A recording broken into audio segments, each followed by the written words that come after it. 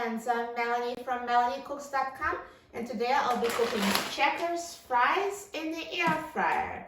So this is a Checkers brand French fries. They're really tasty. Let me open up the package of fries. And now let's take out the air fryer basket. And I'm going to put Checkers fries in the air fryer.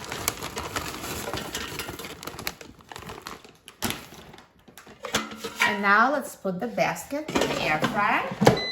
And I'm going to set the temperature to 400 degrees Fahrenheit. And it will set the time to 15 minutes. Now halfway through the cooking time, let's take out the air fryer basket. And let's shape the fries. And now let's put the basket in the air fryer. And let it finish cooking. Now the air fryer is done cooking, so let's take a look at the fries.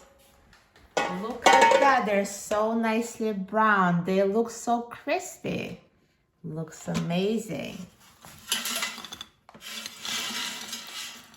Did you hear the crunch? So good. I love crispy fries. Now I'm so excited about trying them. Let's try it.